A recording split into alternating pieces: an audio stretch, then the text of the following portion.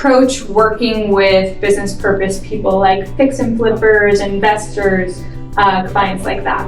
How we approach them, we usually... What makes you have a niche and what makes you guys stand out? Like I said, what makes us stand out is our quality in the products. You know, we get a lot of contractors that they're... So who is your ideal client? HPC's ideal client is going to be someone who...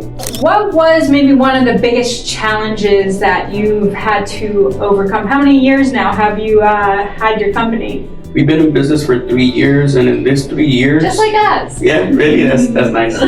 Yeah. Welcome back to another episode of Simple Chat. I'm your host, Janine Cascio, the CEO and founder of Simplending Financial. And today we have a very special guest with us, Alfonso. Alfonso, do you mind introducing yourself to the audience? Hey guys, so my name is Alfonso Sanchez. I'm with HBC, Houston Preferred Contractors. We do a little bit of everything in the construction, residential and commercial. We're glad to be here. Thank you, Janine. Awesome. Thank you for coming. So who is your ideal client?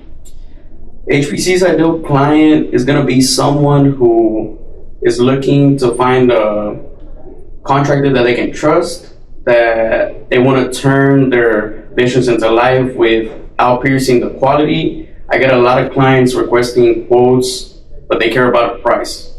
You know, if you're shopping for prices, you are not going to get the best quality. So our best clients are the ones that don't care about the budget, and they really want a good customer service and a great product. Awesome, love that. And the contracting business is just so competitive. So what makes you have a niche and what makes you guys stand out?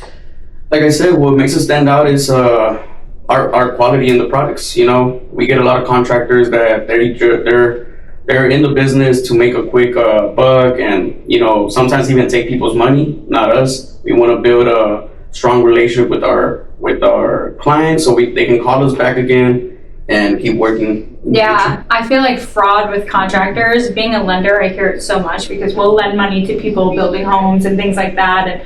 And, you know, I've heard it time and time again that their contractor just walked away or left the site, things like that. So finding someone that you trust, someone that is reliable, someone that is referred to you by someone you trust is very key. Correct, yes.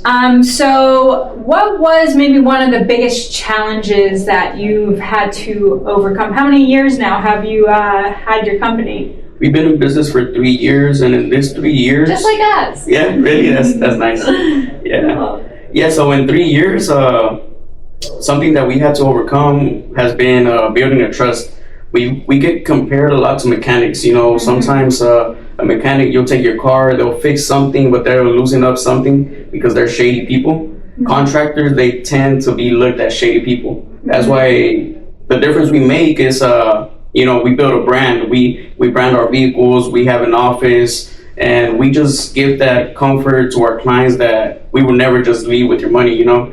And that has been an obstacle. There's people that try to change our payment schedules and stuff like that, but I mean, really it works both ways. You know, sometimes as a contractor, I have like about 200,000 in accounts receivable that haven't been paid. So the trust issues can go both ways, you know. Of course, yeah. So even in the private lending space, I feel like that's so important message that as an entrepreneur, you'll see that like there are obstacles, like people knowing this industry as like there's fraud lenders or fraud contractors, so overcoming that, but knowing that if you persevere and you have those client testimonials and you have those client reviews, and that referral base can really take you to the next level. Correct, yes.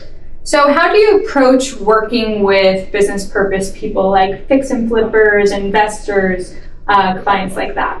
How we approach them, we usually we know, I'm an investor myself, so I know as an investor, time is money, basically. And from the beginning, we tend to show our clients and create them a schedule sheet, a budget sheet, and just establish that trust between us, knowing that they're going to be in good hands. We're going to be in and out. We're going to get them some money, and we're going to get some money ourselves. So yeah, that's how we approach them. How big is your team? Like, how many projects can you guys take on at a time? At a time right now, we actually have 6. We've been the busiest the whole year.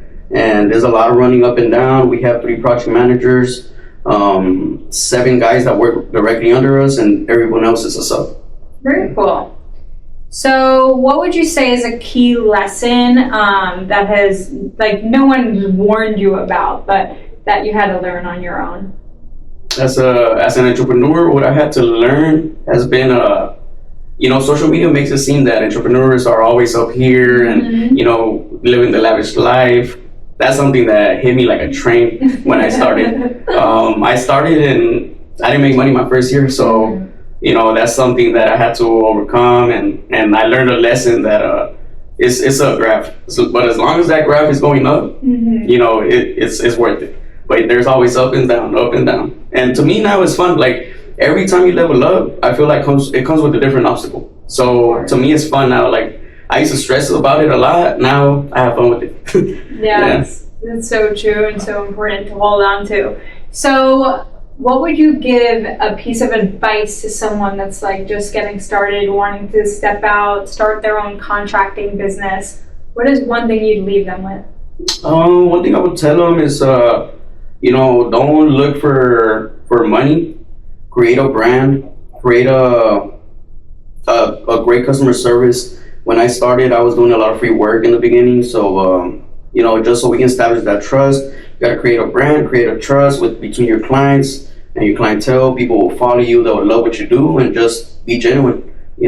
Treat everybody with respect. Know that it's you behind the company. So if the company is not trustworthy, you're not trustworthy. Treat it like how you want to be seen in the world. Everything's a reflection. Yep. So what's next for you and Preferred Contractors? What's like your ultimate vision of this company and where it will go? My ultimate vision is having different branches throughout Texas. I really love Austin. I love to go out there. I love the environment, geography of Austin. So I want to open up a branch over there in Dallas. And as of now, I think I'll expand. Love it. You're so inspirational. Thank you for being on Simple Chat. Yes, ma'am. Thank you for having us. Cheers. Now it's time for tea. What is like the worst experience you had this year? That is a good question. Honestly, right now I've just been focused on hiring the right people. Okay. I think like hiring wrong people is the worst experience because it takes time to hire and onboard and train. And then if you're training people for 2 to 3 months and then it's just not a good fit, it's a waste of time and energy that I'm putting into people. So finding the right people and knowing that right away and upfront is definitely super important to growing and scaling a business. I actually have something in that topic. I heard, I like to read books, so I read that as an entrepreneur you have to hire fast and fire fast. Because they say hire slow, fire fast. Oh really? Yeah. Well, I don't know, I think I said hire fast and fire fast, but I seen it because I'm as we're scaling as well, like I said, right now is the busiest, and I need more people, more hands on board, more eyes in the field. I can't be in 6 projects at once. So you want to find someone that has the vision as you, but to be honest, I feel like nobody gets it. Nobody gets where we stand or where we play and as an owner. And that's where trust comes in so much, because if you're hiring people but you don't trust them to do the job, you're actually not creating space and abundance and time back for yourself. And creating that time back, especially as the CEO and founder, is so important. And you'll know if you're hiring the people that you could trust and let them run with it, or you're just creating more jobs for yourself because you got to micromanage them. You got to stay on top of them, and that's not the right person. Unfortunately, that's not the right person. Yeah, correct. I agree with that. So the real estate has been just evolving and changing, and how have you adapted to where we're at right now? To be honest, it's I believe in being in the right circle, because I have my buddy that one of my best friends. Shout out to Ram. He's actually a real estate agent in Houston. He's actually a real estate agent in Houston, and he keeps me updated. So he tells me when it's a buyer's market, when there's a lot of deals in the market, or he tells me as a builder myself, he tells me when, hey, this month is going to be slow. We're going to have to lower prices and do stuff like that. So I think the resources I have take a lot into play. But yeah, being in the right circle, I think it helps a lot. Love it.